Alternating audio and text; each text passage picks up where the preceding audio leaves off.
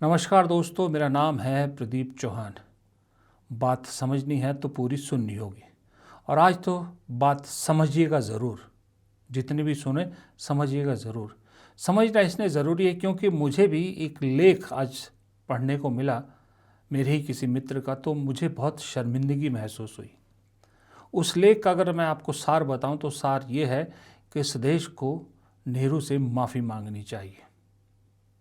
और इसीलिए मेरे दिल में भी सीधा ख्याल यही आया कि नेहरू हम शर्मिंदा हैं। शर्मिंदा इसलिए है कि जो व्यक्ति देश का पहला प्रधानमंत्री था, जिस व्यक्ति ने देश को धार्मिक रास्ते की बजाय विज्ञान के रास्ते पर चलाया, जिस इंसान ने इस देश को विकास के रास्ते पर लगाया, जिस इंसान ने भूखे नंगे देश को उस रास्ते पर चलाया जिसकी वजह से आज डींगे मारी जा रही कि हम तीसरे नंबर की अर्थव्यवस्था है, हम चौथे नंबर की अर्थव्यवस्था है। जिस शख्स ने देश की आज़ादी के लिए 10 साल जेल काटी, बावजूद इसके कि वो अमीर घर से आता था, चाहता तो ऐश कर सकता था, लेकिन उसने उसे छोड़कर देश की आज़ादी का संघर्ष चुना।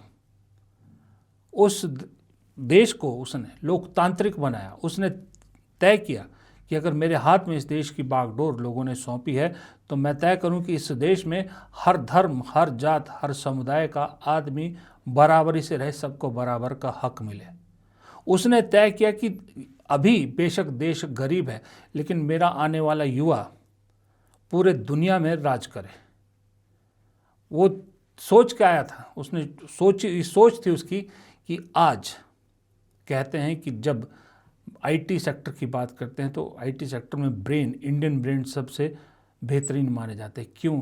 क्योंकि उस शख्स ने इतने साल पहले आईआईटी जैसे संस्थान, आईआईएम जैसे संस्थान, एम्स जैसे संस्थान के बारे में सोचा था, साइंटिफिक रिसर्च के बारे में सोचा था, देश को बिजली की ज़रूरत बहुत पड़ेगी उसके बारे में सोचा था। चाहता तो वो भी उस वक्त हिंदू मुस्लिम नारे के ज़रिए मंदिर बनवाता, सब बनवाता और हिंदू हृदय सम्राट कहलवाने की कोशिश करता, लेकिन नहीं की थी। चलिए, अब बहुत से लोग कहेंगे कि ये नेहरू गुणगान क्यों करने लगे, नहीं करते।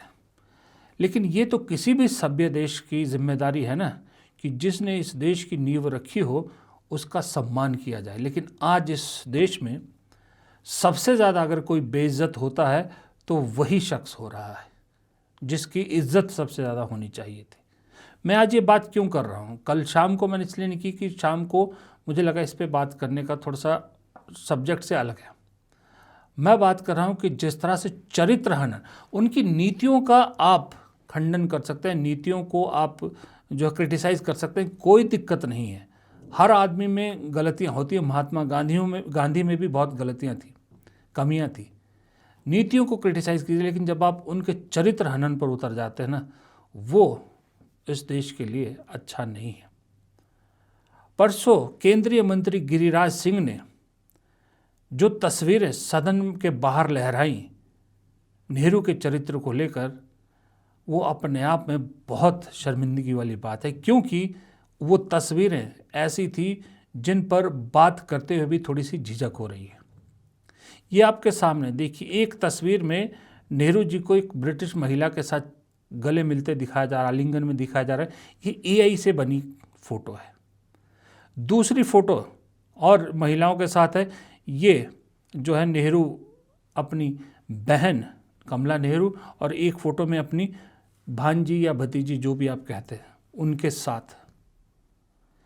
तीसरी फ़ोटो फिर एक एआई जनरेटेड है और चौथी फ़ोटो जो सिगरेट पीते हुए, सिर्फ वो एक जेन्युइन फ़ोटो है, वो लेडी माउंटबेटन की फ़ोटो है, ज़रूर है।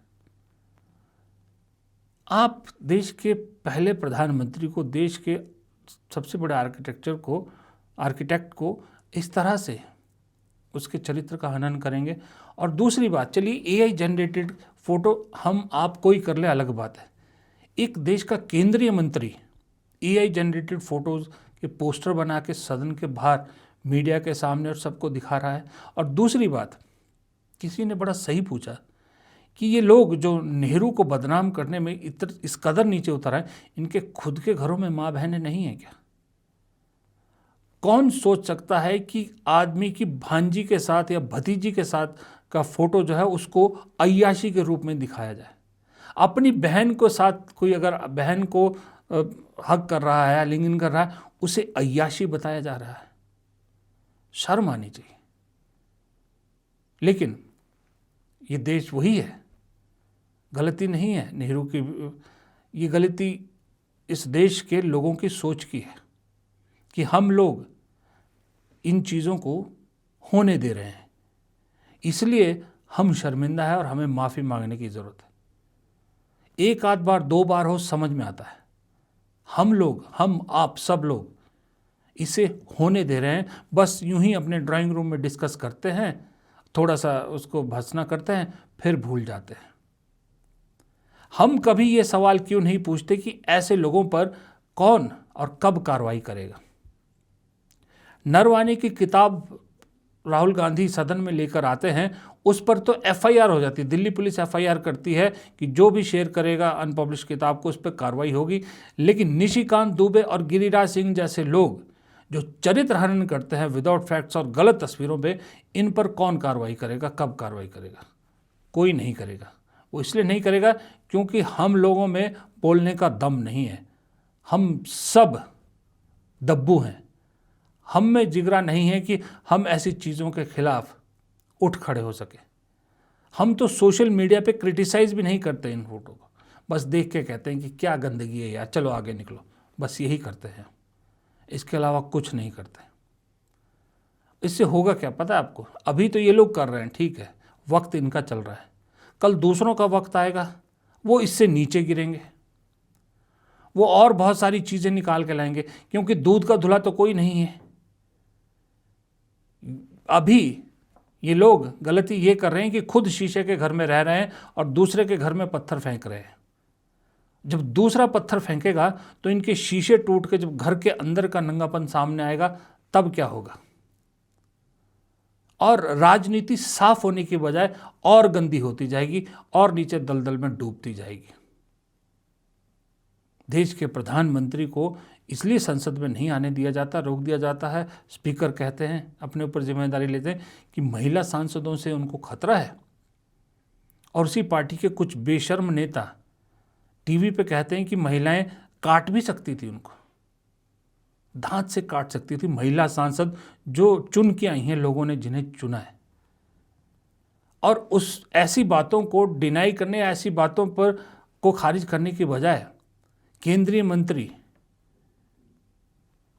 वीडियो जो है वो सोशल मीडिया पर डालते हैं, जहां ये दिखाने की कोशिश की जा रही कि जो हमारी पार्टी के लोग कह रहे हैं वो सही कह रहे हैं। और उस वीडियो में दिखता है कि महिला सांसद, कांग्रेस की महिला सांसद एक बैनर लेके उस चेयर की तरफ खड़ी थी, उस चेयर के पास खड़ी थी जहां प्रधानमंत्री को आके बैठना था।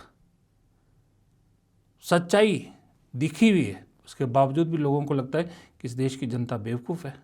See, my thing is actually, generally there is a convention in the house that this kind of things should not be put outside the house in a public domain. So despite that, Kiren Rijiju is a parliamentary affairs minister who did it, but I actually basically express my thanks to Kiren Rijiju for putting out that video, because there are the last 2 days there are so many theories, myths, propaganda has going against us. Even Honorable Speaker quoted in the Parliament said there is an untoward incident will happen. So this video basically broke that myth. So we, the women MPs, Congress MPs, actually went to the treasury benches holding a banner in our hand, peacefully is standing there waiting for the Prime Minister to express our protest, because leader of opposition was not allowed to speak. Entire opposition was not able to spell out a single word. So when the discussion itself not happened, how come Prime Minister can reply to the motion of thanks? So that's what our thing. So the lot of BJP mouthpieces has also said we are trying to attack the Prime Minister. So this video effectively burst the myth. So I personally thank Mr. Kiren Rijiju. पर ये जो है अभी की घटना थोड़ी, हम तो कब से लेके बेशर्म हुए बैठे हैं। जब दानिश अली के बारे में सदन के अंदर उल जुलूल शब्दों का इस्तेमाल, गालियों का इस्तेमाल किया गया रमेश बिधूड़ी द्वारा, तब भी हम खामोश रहे। और तो छोड़िए, भारत जोड़ो यात्रा के दौरान राहुल गांधी अपनी बहन के गाल पर किस करते हैं तो उसको लेके जो गंद फैलाया गया सोशल मीडिया पे, हमने तो तब भी कुछ नहीं कहा। इसलिए मुझे ऐसा लगता है कि मनमोहन सिंह की वो बात याद है ना, जब उन्होंने कहा था, जब वो कुर्सी छोड़ रहे थे प्रधानमंत्री की, उन्होंने कहा था history will be kinder to me, I hope.